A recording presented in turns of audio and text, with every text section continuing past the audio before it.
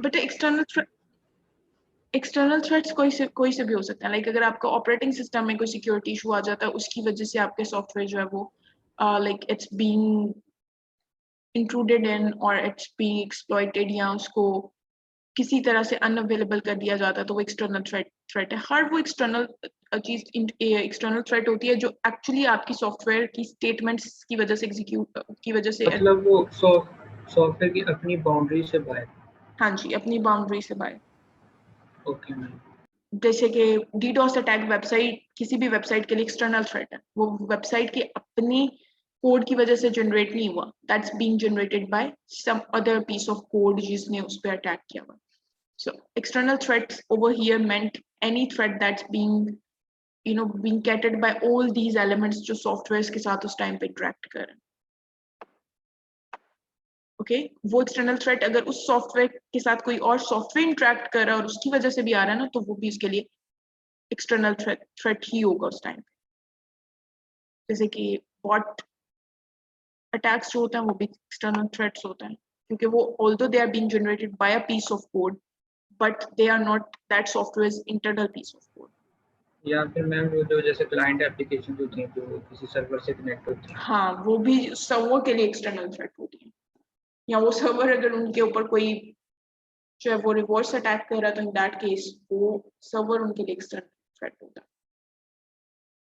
Okay, so we were saying कि जब हम लोग डिफेंसिव प्रोग्रामिंग करते हैं तो हमें दो चीजें करनी होती हैं। पहली चीज क्या कि हमें सिक्योर डिजाइन और सिक्योर इम्प्लीमेंटेशन करनी है। अब सिक्योर डिजाइन का क्या मतलब है वो बाद में, लेकिन पहले कि डिजाइन कहाँ पे आता है। मतलब एसटीएलसी में डिजाइन इज वेरी क्रिटिकल ना, तो इसमें सिक्योर डिजाइन का क्या मतलब है। सिक्योर डिजाइन या सिक्योर डिजाइन से रेलेवेंट जितनी भी डिफरेंट अप्रोचेज हैं वो हम कहाँ पे यूज कर सकते हैं। तो पहली चीज always always ask about security और consider about security relevant requirements if customer has them clearly. Like अगर किसी ऑर्गेनाइजेशन की एक क्लियर रिक्वायरमेंट है कि उसकी ये सिक्योरिटी एलिमेंट्स होने चाहिए, like they are focusing on that we need very much integral software. We don't want कि इस पे कोई bits change हो या कुछ भी हुआ करे, या we want very confidential software जिसमें बहुत ज़्यादा cryptography use करके kindly इसको वो करते हैं, secure करते हैं या कुछ भी। पहली बात कि हमेशा security requirements clarify करें if there are explicit ones, और अगर explicit ones नहीं है, like organization की कोई like they are not giving you those kind of specific requirements, तो हमें पता है कि current times में we needed to have some parameters as well. हमें खुद से भी कोई चीजें जो है वो कंसीडर करनी है, तो वो उनको लिख लें। उसके बाद उस ऑर्गेनाइजेशन के लाइक अगर बैक पे कभी like in history that organisation faced any kind of attack relevant to information security, तो वो एक दफा चेक कर लें ताकि आपको ये पता हो कि इस ऑर्गेनाइजेशन पे किस तरह के अटैक्स पॉसिबल है, are they relevant to your software और नॉट। और even try to read the relevant literature, जिससे आपको पता चले कि इस तरह के सॉफ्टवेयर पे किस तरह के अटैक्स होते हैं। लाइक अगर आप कोई वेबसाइट बनाने जा रहे हो किसी स्पेसिफिक लैंग्वेज फ्रेमवर्क और उसमें, तो आपको पता हो कि इस पे किस तरह के अटैक्स पॉसिबल है। अगर किसी बैंकिंग ऑर्गेनाइजेशन के लिए बनाने जा रहे हो तो it's better to look for abuse cases so that you get this idea कि किस तरह के थ्रेट्स जो हैं वो ऑलरेडी हैं, like they are being happening around the globe and we need to consider. उसके बाद मेक श्योर कि जब आप डिजाइन बना रहे हो तो आप अपना जो डिजाइन आर्किटेक्चर है वो इस तरह का बनाओ कि वो आर्किटेक्चर जो है वो दैट कैन बेयर एटलीस्ट वो मिनिमम लेवल पे जो आपकी रिलायबिलिटी है उसको प्रोवाइड करो, और उसके अगेंस्ट फिर आप डिजाइन करें सॉफ्टवेयर को, and then obviously go for the writing code and making sure that code is it's being written in the right language, and language के भी आपने पूरी जो पैरामीटर्स हैं वो फुलफिल किए। एंड देन उससे रेलेवेंट जो भी आपने डिजाइन सिक्योरिटी की अगर कोई एक्सप्लिसिट किस्म की रिक्वायरमेंट्स हो तो उसके अगेंस्ट जरूर टेस्टिंग करें, और अगर नहीं भी है तो स्टिल हमने भी पढ़ा कि हमें खुद से भी एक दफा कोड्स को प्रॉपर वे में रिव्यू कराना चाहिए, उसकी प्रॉपर टेस्टिंग करनी चाहिए, क्योंकि हम अजम्पशंस पे नहीं रह सकते। इवन आप अगर किसी जनरल आम सी लोकल जनरल स्टोर के लिए भी वेबसाइट बना रहे ना, still you are providing some kind of security to them, like at least you should be। क्योंकि ठीक है अगर जनरल स्टोर की वेबसाइट्स पे you couldn't find any relevant example at the moment कि जनरल स्टोर पे क्या ही किस तरह के थ्रेट्स होंगे, इनको तो पहले कभी किसी तरह का इंफॉर्मेशन सिक्योरिटी थ्रेट नहीं आया, क्योंकि इनकी में भी पहले कोई वेबसाइट ही नहीं। स्टिल आपने क्या करना है, अपने लिटरेचर से या ओवरऑल ग्लोबल जो आपके सिनेरियोज हैं उनसे थ्रेट्स को स्टडी करना, सो दैट आप you can find out that. और उसके बाद जब हम लोग अब्यूज केस प्रोसेसेस की बात करते हैं तो वी मेक श्योर कि जो प्रीवियसली या इस तरह की रेलेवेंट एप्लीकेशंस में जो भी अब्यूज केसेस रिपोर्ट हुए हैं उनमें कहाँ पे प्रॉब्लम थे, इनपुट्स से रेलेवेंट एक्टिव जो आपकी बाकी थ्रेड्स होता है उनसे रेलेवेंट जितनी भी डिटेल्स एंड किस तरह के आउटपुट्स वो जनरेट कर रहे थे, you needed to get complete data about them so that आप उन सारे यूज केसेस को, उन सारे सिनेरियोज को समझ के अपने सॉफ्टवेयर को अकॉर्डिंगली डेवलप कर सकते। और नॉर्मली हम जो रिस्क एनालिसिस कह लो या फिर जब हम कोशिश कर रहे होते हैं हमारा सॉफ्टवेयर जो है वो at least bare minimum reliability provide करो, तो these are the different steps that we usually follow to analyse our architecture to check कि इसमें ये सारी चीजें हैं। ओके, सिक्योरिटी बाय डिजाइन जो है वो डिटेल में थोड़ी देर तक पढ़ते हैं या इसको पढ़ लेते हैं फिर अटेंडेंस मार्क कर लेते हैं। ओके, सिक्योरिटी बाय डिजाइन जो है डिफरेंट ऑर्गेनाइजेशंस के नजदीक डिफरेंट है, क्योंकि अभी हमने पढ़ा कि we needed to make sure कि हम डिजाइन को सिक्योर करें, लाइक डिजाइन लेवल पे ही अपने सॉफ्टवेयर को सिक्योर करें, नॉट डिजाइन को सिक्योर करें। अगर आप सॉफ्टवेयर को डिजाइन करो तो at that moment you are developing that software in a manner कि वो सिक्योर सॉफ्टवेयर हो। तो इसका मतलब है कि अब सिक्योरिटी बाय डिजाइन का क्या मतलब है? Security by design varies from one person to another, it varies from one environment to another, so everybody, हर किसी के लिए सिक्योरिटी बाय डिजाइन का डिफरेंट मतलब हो सकता है। जैसे कि इकोनॉमी ऑफ मैकेनिज्म के अकॉर्डिंग कीप इट सिंपल और and stupid, like make sure that there aren't any complex kind of components there and all these things, so that आप अपने डिजाइन को इजीली बाद में एनालाइज कर सको। सो वन आप इनमें से किसी भी प्रिंसिपल और ऑल सेट ऑफ प्रिंसिपल्स की बेसिस पे अपनी सिक्योरिटी को डिजाइन कर सकते हो, लाइक एप्लीकेशन को डिजाइन कर सकते हो। Normally we go for this one, keep it simple and stupid, that means कि जो ऑलरेडी चीजें फॉलो हो रही है go for them, so that अगर कोई फ्यूचर में थ्रेट आता है तो जो ऑलरेडी फ्रेमवर्क्स उस तरह की चीजें यूज हो रही होती है ना, उनके सॉल्यूशंस कंपैरेटिवली जल्दी आ जाते हैं। कुछ ऑर्गेनाइजेशंस के नजदीक मेक श्योर कि आप कोई भी like single component application develop ना करें, to divide them into multiple components and make sure कि जो आपके क्रिटिकल एलिमेंट्स हैं वो सारे कंपोनेंट्स में आप डिवाइड करो, ताकि आप in case of threat to one component आपका सॉफ्ट सिस्टम जो है पूरे का पूरा डाउन हो जाए। तो ये आपने वन में दिए थे, ये सारे प्रिंसिपल्स आपने कहीं ना कहीं सॉफ्टवेयर अभी तक अपने बैचलर कोर्स में पढ़े होंगे, लेकिन हम नहीं अमाद, आपने अभी अभी ये सेशन ज्वाइन किया ना? मैं काम चला गया था, अभी दोबारा आया हूँ तो रीजॉइन किया। ओके फाइन, अभी नहीं हुई। उसके अलावा माइक्रोसॉफ्ट जो है वो अलग से एक अप्रोच यूज करता है which is called Stride. Stride is being used by Microsoft to design or to ensure that softwares are being designed in a secure manner. Stride क्या है कि आप इन जो आपके 6 different kind of threats हैं information security को या software को, consider them and then make sure कि आपकी ऑर्गेनाइज जो सॉफ्टवेयर है उसमें ये 6 के 6 थ्रेड्स जो है वो डिजाइन लेवल पे एग्जिस्ट नहीं कर रहे हैं। सो इसी तरह हर ऑर्गेनाइजेशन, स्पेशली जो मेजर ऑर्गेनाइजेशंस हैं जैसे IBM, ऑल दीज ऑर्गेनाइजेशन, अगर आप उनकी डॉक्यूमेंटेशन चेक करो ना, they do have such approaches जिसमें वो क्या कहते हैं, हर सॉफ्टवेयर को, हर प्रोडक्ट को बिल्ड करने से पहले they have this set parameters and they want everybody in their design team to make sure कि वो जब भी कोई सिंपल फंक्शन भी इवन डिजाइन करें सेट ऑफ फंक्शंस, तो वो उसको इन सारे पैरामीटर्स पे चेक करें।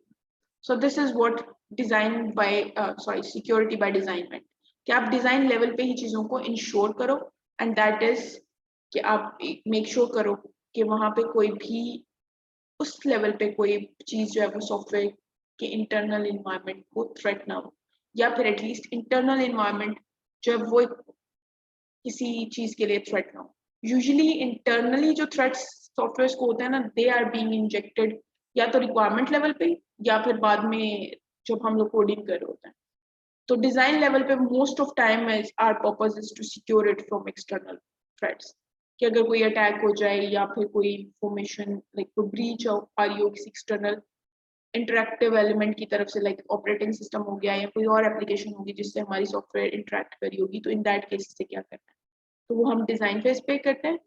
हमारा सॉफ्टवेयर किस तरह रिएक्ट करेगा, हमारे सॉफ्टवेयर के अंदर तो कोई प्रॉब्लम नहीं है, कोई इनपुट बेस्ड इशू तो नहीं है, इनपुट बेस्ड बग कह सकते हो आप उसको, ऐसी तो कोई चीज़ नहीं है। वो हम most of time writing code में कर रहे होते हैं। जब हम कोड लिख रहे होते हैं तो या उसकी टेस्टिंग कर रहे होते हैं तो we are considering internal elements और इंटरनल थ्रेड्स। ओके,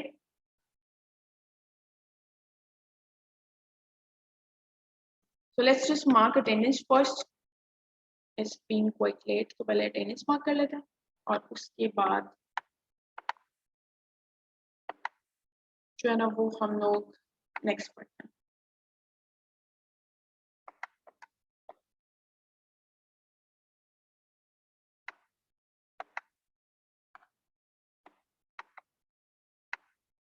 वैसे ये सेशन स्टार्ट हुआ हुआ काफी देर हो गई है, बट अभी तक सब बच्चों ने ज्वाइन क्यों नहीं किया? क्योंकि लास्ट सेशन में काफी बच्चे थे और इस सेशन में सिर्फ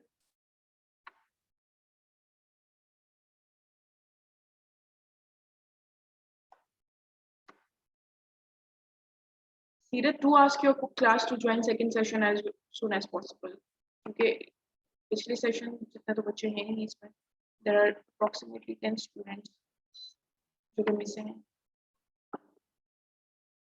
मैम अटेंडेंस तो पहले वो आ जाएंगे, मैसेज कर देता हूँ।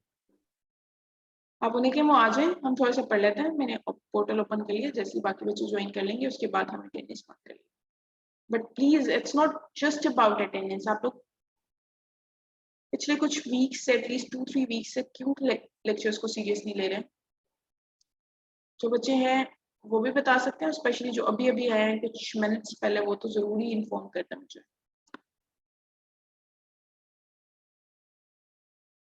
ऑलरेडी ग्रेजुएट होने की फीलिंग्स आना शुरू हो गई हैं। मैम ये कोर्स बहुत ज्यादा वो थ्योरी बेस्ड हो गया। ओके, बस इसलिए आप लोग अटेंड नहीं करो। ये तो जो अटेंड कर रहे हैं उन्हें पता ना कि ये थ्योरी बेस्ड हो गया है इन लास्ट कुछ लेक्चर्स में, बाकियों को तो नहीं पता ना। यस मैम, लेकिन समझ आ रही है थोड़ी। कुछ बच्चों को जब हम मैथमेटिकल पार्ट था वो ज्यादा इंटरेस्टिंग लग रहा होगा, कुछ बच्चों को ये वाला इंटरेस्टिंग लग रहा होगा, because everybody has different calibre और डिफरेंट इंटरेस्ट्स, सबका डिफरेंट होता है। अब it's a part of our course, so we needed to consider it. Otherwise फिर हम जो है वो क्रिप्टोग्राफी, ऑल्दो अगर आप यहाँ पे होते लाइक फिजिकल में तो शायद आपको ज्यादा मजा आता उसको परफॉर्म करने में, इतनी अपनी एक्टिविटीज उसमें परफॉर्म नहीं कर पाए हम लोग। थ्योरी का ये होता है that you can good go for the reference material book से भी आप उसको एक दफा कंसल्ट कर सकते हो, ऑल्दो ये बहुत आसान है। Please please make sure to start preparing now for your finals, because then you have to be going through your defense of final year projects, तो आप पे काफी burden आ जाएगा। इसलिए मैं पिछले 2-3 हफ्तों से कह रही हूँ कि आप चीजों को एक जगह ना इकट्ठा करना छोड़ दें, सारे सिलेबस को। यस मैम, एल्गोरिथम टाइप हमारी कल वो ज्यादा आसान है। बेटा 25 जून से, सॉरी 21 जून से। मैम वो तो पेपर स्टार्ट हो रहे हैं, फाइनल डिफेंस जो हमारा final okay final year defence, I am not sure बच्चे, मोस्टली आप राइट आफ्टर योर फाइनल्स और 1 वीक के बाद after your finals, so I am not sure exactly. Okay let's just discuss, जब तक अब खैर काफी बच्चे आ गए हैं, लेट्स मार्क अटेंडेंस फर्स्ट, उसके बाद सॉफ्टवेयर सिक्योरिटी को कंटिन्यू करते हैं। आप लोगों को अटेंडेंस स्क्रीन नजर आ रही है सब बच्चों को? Yes miss. Okay, roll number 357 present. Let me open chat as well, क्योंकि कुछ बच्चों ने तो चैट में ही रिस्पॉन्ड करना होता है। ओके, रोल नंबर 358, अबू बकर भी प्रेजेंट थे, अभी कहाँ नहीं, आसिम थे, अबू बकर नहीं थे। Roll number 369 present. Roll number 370, okay, roll number 371,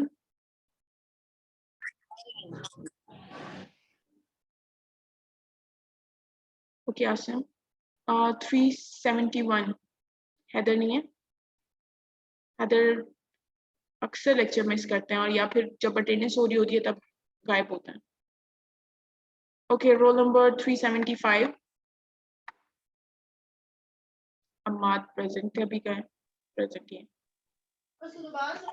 378 Present, ma'am. 379 358 आपने अभी अभी ज्वाइन किया है इतना लेट क्यों बेटा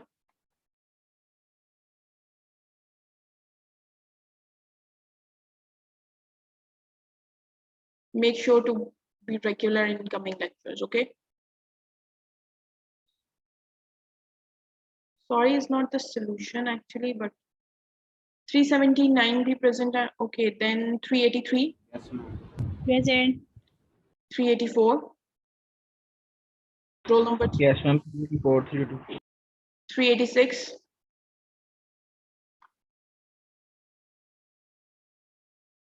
There's one here. Okay. 390. Present, ma'am. 398. Present. 402. 404. Yes, ma'am. Rizwan, आपने इतना लेट क्यों ज्वाइन किया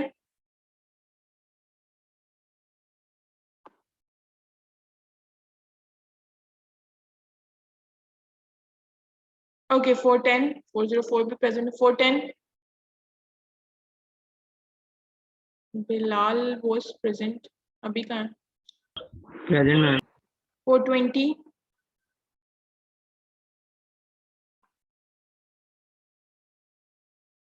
Munib start से present थे अभी कहाँ है? It was present throughout the first session, second में भी start में present थे. 421.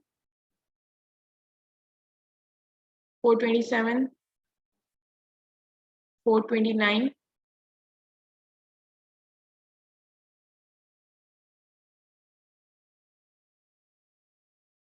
433.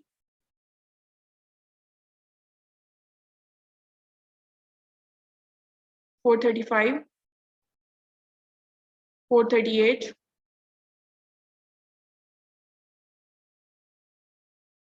'Okay, Anis was present in first session, complete and second as well, और वो भी अभी attendance के time पे नहीं है. 443.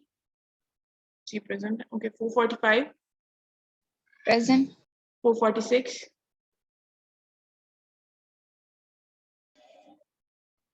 मैम ये चीज वाजे करती है हम आपके लेक्चर में अटेंडेंस के लिए नहीं आते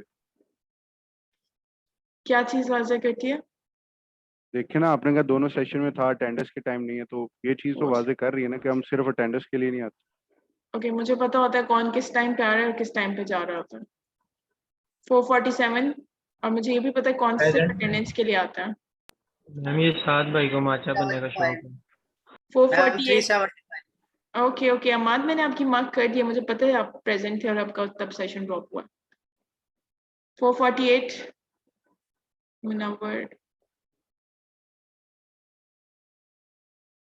मुनीब मुझे बेटा पता था आप प्रेजेंट हैं आप हैंड डाउन कर सकते हैं 448 मुनव्वर नहीं है 449 वो उसका मैसेज मैम मुनव्वर का मुझे मैसेज आया था वो अपनी सिस्टर को लेकर ना हॉस्पिटल गए हैं ड्यू टू सम इश्यूज इस वजह से वो अटेंडेंस का कह रहा था 448 लेकिन वो अभी एब्सेंट है ना जो क्लास में तो वो हॉस्पिटल है ना इसलिए मैं हॉस्पिटल की अटेंडेंस नहीं ले रही हूँ मैं क्लास की अटेंडेंस ले रही हूँ 449 फटाफट से फेक नेम से ऐड कर देना था नया साथ Ahmad, that's very wrong apparently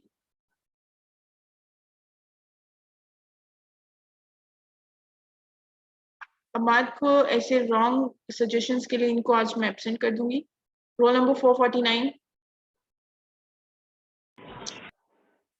Usama मुझे ये बताएं इससे सबसे ज्यादा लॉस किसको होगा इन हरकतों की वजह से 452 okay 453 okay 454 Who is absent today 4:55 अमानत ने तो खैर क्लास के स्टार्ट से हैंड रेज किया हुआ था। 4:57 मैम इसका लाइट परमिट है।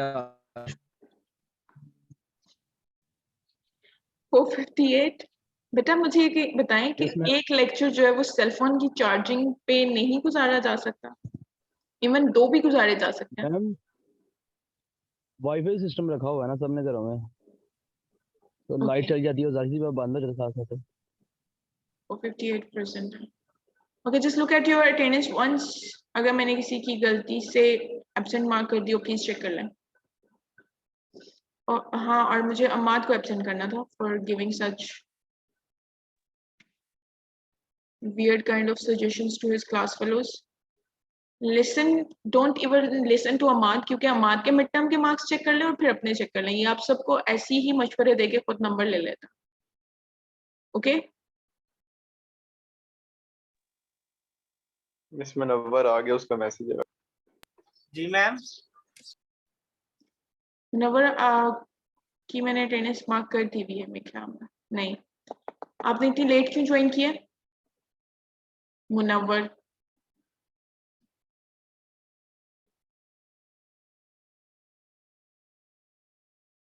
आवाज सब बच्चों को नहीं आ रही मेरी? मुझे तो आ रही है आवाज। सीरत को नहीं आ रही है?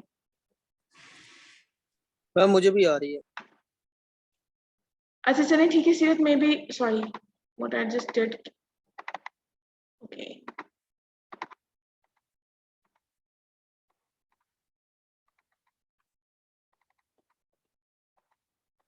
मैं लीव कर जाऊं अब? क्यों? अभी आप मुझे थोड़ा सा आंसर दे दें जो अभी तक पढ़ा है और उसके बाद आप लीव कर जाइए। I don't have any objection on to it. मेरी अटेंडेंस लग गई? जी अमानत लग चुकी है। मैम ये अमाद बोल रहे।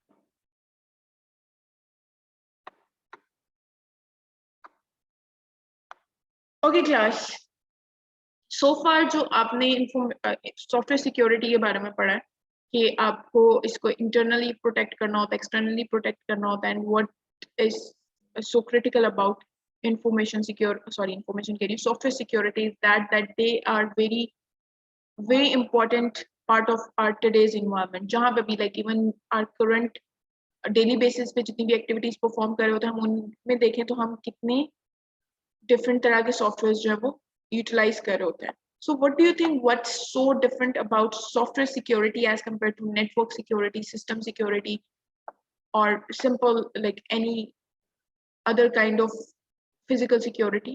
Software security जो है वो इतनी different कैसे है?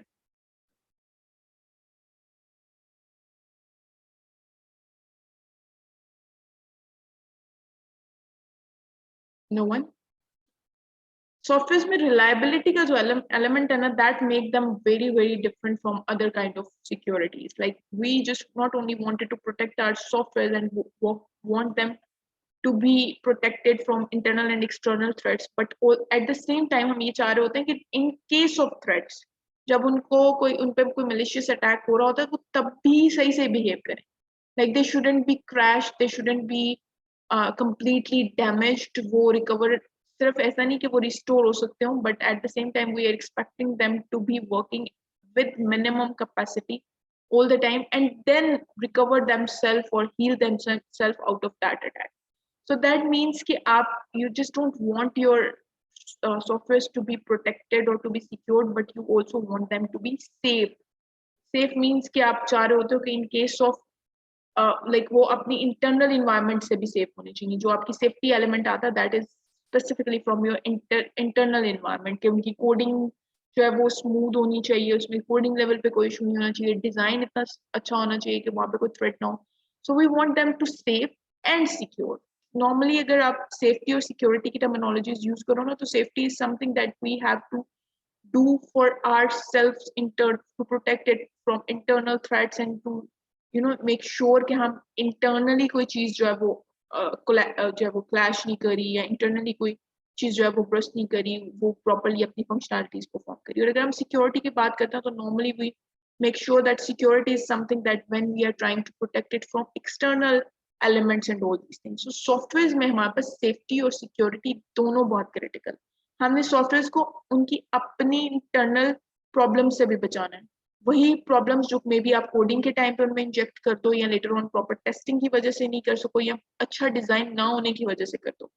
अगर कोई अच्छा डिजाइन ना होने की वजह से कोई सॉफ्टवेयर जो है वो स्लो होता है ना, तो still it's a security problem for that, क्योंकि sometimes in case of attack we are considering कि ये सॉफ्टवेयर ही स्लो है, बट एक्चुअली उस टाइम पे कोई थ्रेट होता है या कोई अटैक ऑनगोइंग अटैक होता है जो उसको पूरे एनवायरनमेंट को उसने स्लो किया होता है. तो इसका मतलब है कि हमें सेफ्टी और सिक्योरिटी दोनों को कंसीडर करना होता है सॉफ्टवेयर में. उनको उनके इंटरनल और सेल्फ जो उनके सेल्फ प्रोड्यूस्ड और सेल्फ जनरेटेड थ्रेट्स होते हैं उनसे भी बचाना होता है. अब सेल्फ जनरेटेड थ्रेट्स में कौन कौन से आ जाते हैं आपके? सबसे पहले आता है your inputs. Like make sure कि आप जो सॉफ्टवेयर में इनपुट्स दे रहे हैं they are being properly taken, क्योंकि अगर इनपुट्स में कहीं पे कोई प्रॉब्लम है ना, you haven't mentioned right kind of data types and you haven't designed right kind of data structures, तो in that case क्या होगा कि इसका मतलब है कि कोई भी कोई पर्सन जो है वो रॉन्ग इनपुट से सिस्टम को डाउन कर सकता है. वो ऐसी इनपुट दे सकता है जो सिस्टम की रिक्वायरमेंट नहीं थी, बट आपके डेटा टाइप ने प्रॉपरली उसको एक्सेप्ट कर लिया एंड लेटर ऑन आपका सॉफ्टवेयर उसको प्रोसेस नहीं कर पाया और क्रैश हो गया या फिर अनअवेलेबल हो गया या कुछ भी. Like it got some kind of threat from inside of that specific software. So इसका मतलब है कि you needed to make sure कि आप प्रोग्राम्स के इनपुट्स प्रॉपर वे में मैनेज करो. इनपुट बेस्ड थ्रेट्स या इनपुट्स के जो डिफरेंट थ्रेट्स होते हैं उनका किसी बच्चे के जहन में कोई एग्जांपल आ रहा है? कभी किसी का बफर ओवरफ्लो के एरर्स आए हैं प्रोग्रामिंग करते हुए लैब में, जब स्पेशली या फिर एरे आउट ऑफ बाउंड या इस तरह के एरर्स आते हैं ना? किसमें? मैम एरेज और मतलब जो डेटा स्ट्रक्चर्स होते हैं ना उसमें यूजुअली काफी अगर होते हैं. Yes, most of time databases के अलावा भी जब आप डेटा स्ट्रक्चर्स बना रहे होते हो, स्पेशली एरेज और इन चीजों पे काम कर रहे होते हो, तो तब नहीं आपको फेस करना पड़ता है. So ये पॉइंटर्स जब हम यूज करते हैं ना C++ में, हाँ जी, इसमें तभी अगर आप हम एक्सेस कर दें कोई और मेमोरी जो अलाउड नहीं है, उसमें आई थिंक बफर ओवरफ्लो हो जाता है. हाँ जी ऐसा होता है. और जब नॉर्मली आपके इन जो आप एरेज डिजाइन करते हो अगर वो भी प्रॉपर रिक्वायर्ड लेंथ के नहीं बने होते और उसके बाद आप उससे जरूरत से ज्यादा डेटा एंटर करने की कोशिश कर रहे होते हैं, तब आपका एरे आउट ऑफ बाउंड का आ रहा होता है. Like you needed to make sure कि जो आपका इनपुट साइज आप एक्सपेक्ट कर रहे हो ना, आप राइट उसी इनपुट के अकॉर्डिंग ही अपना डेटा टाइप जो है वो मेंशन करो उस प्रोग्रामिंग लैंग्वेज में जो भी गिवन है. Like absolute right one. Don't give any attacker this option कि वो डिफरेंट टाइप ऑफ इनपुट्स जो है वो पॉसिबली इंजेक्ट कर सके. और मोस्ट ऑफ टाइम स्पेशली जब हम लोग वेल डिजाइंड वेब पेजेस की बात करते हैं, जब फॉर्म्स लेने होते हैं हमने इनपुट्स के वेबसाइट्स पे, तब तो हम कहते हैं कि एग्जैक्टली फॉर्मेट वहां पे मेंशन करते हैं और उस फॉर्मेट्स को मस्ट करते हैं कि अगर आपने फोन नंबर लेना है तो वो भी एक स्पेसिफिक फॉर्मेट पे आए, अगर आपने ईमेल आईडीज लेनी है, just because we wanted to protect our internal environments from. बहुत ज्यादा कट रही है मेरी आवाज.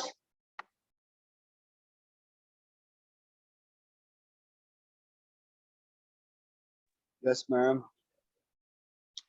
ओके, अभी वो इंटरनेट वाले पूछ के गए और मैंने उन्हें कहा कि इंटरनेट ठीक आ रहा है. मैम अब आप दोबारा बुला कहें कि नहीं आ रहा सीन. चले गए होंगे. ओके, मैं बाद में रिपोर्ट कर मैम देती हूँ. उन्हें पता चल गया कि अब ठीक से आ रहा है. उन्होंने कहा कि स्पीड लगता है ज्यादा आ रही है, उन्होंने थोड़ी कम कर दी. चले एटलीस्ट किसी बात पे सीरत ने कोई इनपुट तो दी, अदरवाइज तो सीरत पूरी क्लास में से साइलेंट होते हैं. आप लोग जब लाइक क्वेश्चन पूछो कोई बच्चा रिस्पॉन्स नहीं करता. इस तरह की बात पे माशाल्लाह सब कमेंट करने के लिए रेडी बैठे होते हैं.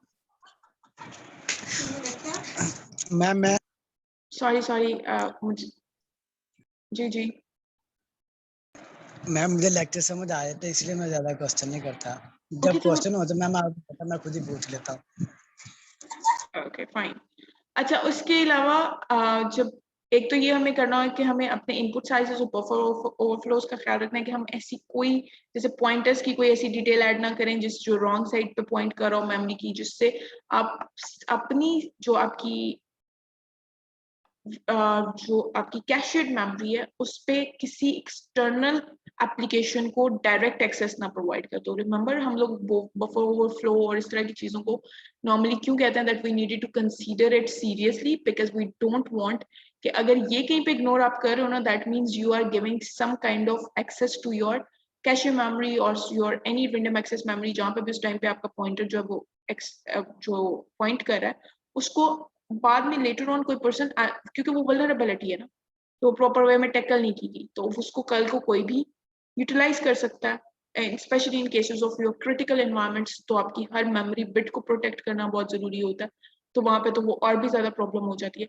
इसका मतलब है कि जब आप सेफ कोडिंग अप्रोच या सेफ प्रोग्रामिंग अप्रोच यूज कर रहे हो ना, तो तब तो आपने हर इनपुट को एज अ थ्रेट ही कंसीडर करना है और हर इनपुट को इस तरह डिजाइन करना है कि हर डेटा टाइप को रीवेरीफाई करना है कि मैंने सही तो चूज की है।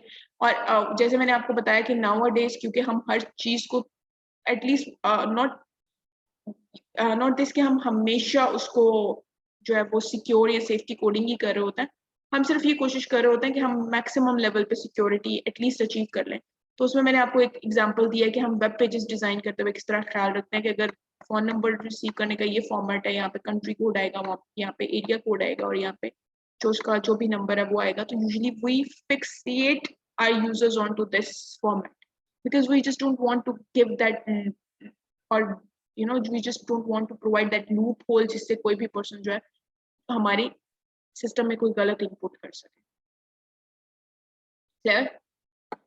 और ये चीजें जो है ये बेशक आपके बैकएंड डेवलपर ने नहीं की, फ्रंट एंड डेवलपर होते हुए आप कंसीडर कर सकते हो कि मैं फ्रंट एंड से जब इनपुट्स ले रहा हूँ मैं वहां पे कैसे रिस्ट्रिक्ट कर सकता हूँ, ताकि अगर बैकएंड पे कोई प्रॉब्लम रह भी गई है तो फ्रंट एंड से उसको कवर किया जा सके। उसके बाद आप क्या करो, हर अपनी जो इनपुट है ना उसको इंटरप्रेट करके देखें। समटाइम्स जो जैसे मैंने आपको बताया, if you don't have that much of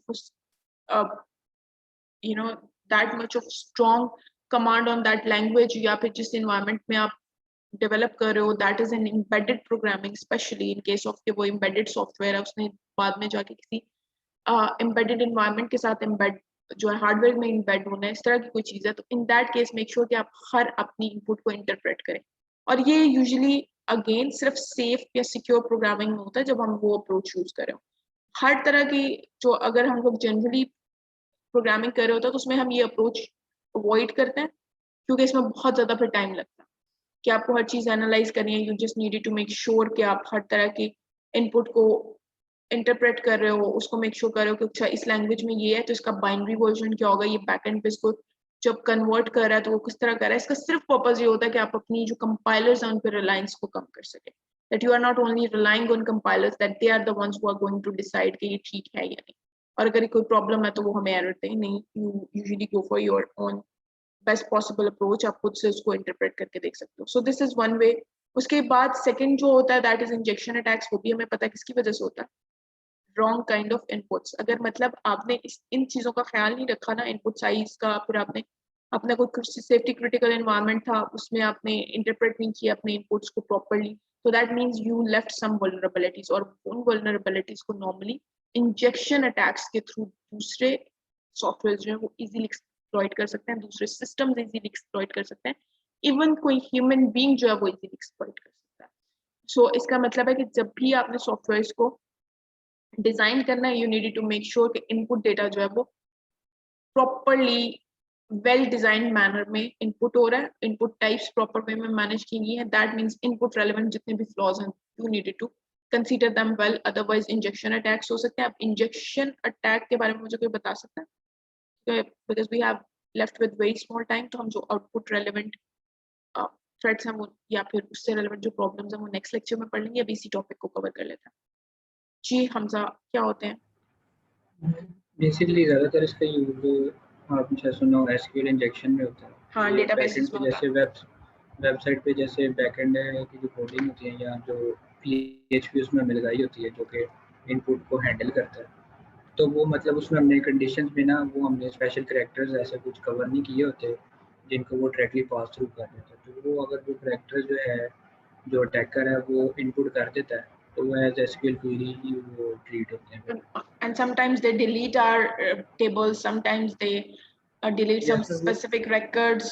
तो इसका मतलब है कि हमारे input script नॉर्मली जो इंजेक्शन अटैक्स होते हैं ना ये स्क्रिप्टिंग लैंग्वेजेस में होते हैं, जैसे भी हमजा ने बताया कि एसक्यूएल एक स्क्रिप्टिंग लैंग्वेज है ना, तो उसमें उसके थ्रू पास होता है। ये कर क्या रहा होता है कि आपने प्रॉपर वे में अपने इनपुट्स को हैंडल नहीं किया होता, तो वो क्या होता है, वो स्पेशल कैरेक्टर्स या कोई भी ऐसी एडिड कमांड ऐड कर देते हैं क्योंकि आपका कंपाइलर उस टाइम पे अंडरस्टैंड नहीं कर पाता। Compiler means the one that is going to receive that input, और उस पर कोई स्पेशल चेक तो होता ही नहीं वैसे, तो उसकी बैकएंड पे फिर आपके काफी लॉस हो सकते हैं। ऐसा भी हो सकता है कि आपने कोई इंफॉर्मेशन रिस्ट्रिक्ट की हो कि nobody should be knowing about this, जैसे मोस्टली हम लोग अपने डेटाबेसेस के टेबल डिजाइन और इन चीजों के बारे में इंफॉर्मेशन लीक आउट नहीं करना चाहते, हम एटलीस्ट डेटाबेसेस के डिजाइन हमारे जो है वो क्लोज होते हैं, तो in that through such attacks जो अटैकर्स होते हैं वो डेटाबेसेस को टोटली अंडरस्टैंड कर सकते हैं या फिर उसके डिजाइन को अंडरस्टैंड कर सकते हैं, या फिर इस तरह के डिफरेंट कैरेक्टर्स ऐड करके वो टेबल्स को ड्रॉप कर सकते हैं without letting us know, without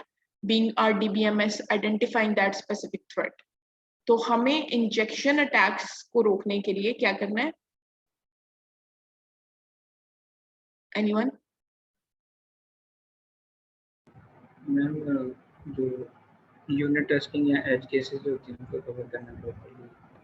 yes, आपने एक्चुअली वो तो एक मैकेनिज्म बात की बात है ना, आपने सबसे पहले अपने इनपुट्स डिफाइन करते हुए इंश्योर करना है वहां पे चेक्स लगा दें if possible. I'll show you some code in next lecture which was a safe code जहाँ पे हर input type के साथ ना check लगा हुआ है, और mostly हम ऐसे करते हैं if you remember कि हम लोग input types के साथ कभी किसी ने नहीं लगाया कि अगर int this specific int should be just having this value 0 से 10 के दरमियान में बस इससे वैल्यू साइन होनी चाहिए, इससे ज्यादा कोई नहीं होगी इसकी, इस तरह के वो। खैर most of you may be doing this through for loops और उससे आप रिस्ट्रिक्शंस लगा रहे हो, लेकिन अगर आप सेफ प्रोग्रामिंग कर रहे हो, I will find one of my assignments because that was a task of us in group I guess कि हमने सेफ प्रोग्रामिंग करनी थी, तो मैं ढूंढूंगी क्योंकि उसमें हम लोगों ने बहुत ज्यादा किया था। हर इनपुट टाइप पे हम लोगों ने रिस्ट्रिक्शंस लगाई थी कि इस स्पेसिफिक नंबर के अलावा या specific, obviously not exact number, वो तो स्टैटिक हो जाता,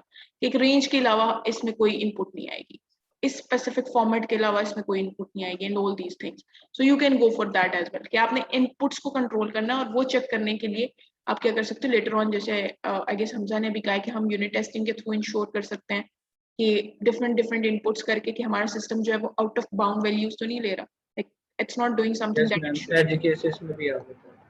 हाँ, उससे भी आप कर सकते हो। So this is one of the approach जो कि आप यूज करते हो, नॉर्मली हम यही अप्रोच यूज करते हैं कि हम यूनिट टेस्टिंग में ही जाके टेस्ट करते हैं, क्योंकि सेफ प्रोग्रामिंग जैसे मैंने आपको बताया इट्स इवन एक्सपेंसिव, और वो सिर्फ हम तभी करेंगे जब हमारे पास सिस्टम जो है वो एक्सट्रीमली सिक्योर होगा, लाइक उसकी रिक्वायरमेंट्स सिक्योरिटी की बहुत हाई होंगी, तो in that case we will go कि हम लोग सेफ प्रोग्रामिंग करें। उसके बाद कोड इंजेक्शंस आ जाते हैं। Code injections are to some extent again they are relevant to your input type of injections, जिसमें आप इनपुट्स के थ्रू या फिर माइनर यू नो कमांड्स के through by changing even URLs and these things आप अपनी कोड में changing कर सकते हो। So these are again needed to be considered while considering input attacks, कि जब आप input attacks को consider कर रहे होते हो तो उस टाइम पे आपने देखना होता है कि आप इस तरह के जो statements होती हैं जो execute हो रही होती हैं, if they can be added or they can be remotely like not just by our compiler but some other software or some other person, उनमें कोई चीजें जो है वो add on हो जाए तो you needed to consider such codes as well, और उसको भी आप input threads में देखते हो, and it is one of the very important things especially in languages like PHP, especially जो open source languages होती हैं। Python में अभी तक कोई भी मैंने रिसर्च किया था मुझे कोई मिला नहीं रिकॉग्नाइज्ड, क्योंकि नॉर्मली ओपन सोर्स लैंग्वेजेस के बारे में कहा जाता है कि उनमें कोड इंजेक्शंस इजीली इंजेक्ट किए जा सकते हैं because they are open sourcely available, हर किसी को पता होता है उनके फॉर्मेट्स के बारे में, बहुत सी चीजें जो होती हैं वो पब्लिक होती हैं, उनके बैकएंड लाइब्रेरीज रिस्ट्रिक्शंस और इन चीजों के बारे में as compare to the proprietary ones. So इसको हम यहीं से नेक्स्ट लेक्चर में कंटिन्यू करेंगे। अगर किसी स्टूडेंट की कोई क्यूरी है तो मैं नेक्स्ट सेशन रिज्यूम करूंगी, उसमें क्वेश्चन आंसर्स का सेशन रख लेंगे, और जो है वो हम आई गेस हम कोड इंजेक्शन को थोड़ा सा इनपुट बेस्ड जो अटैक्स हैं, इनपुट बेस्ड प्रॉब्लम्स हैं, इनको कंप्लीट कर लेते हैं नेक्स्ट सेशन में बिकॉज वी हैव 5 minutes, और फिर आपके क्वेश्चंस के आंसर दूंगी and that will be fine.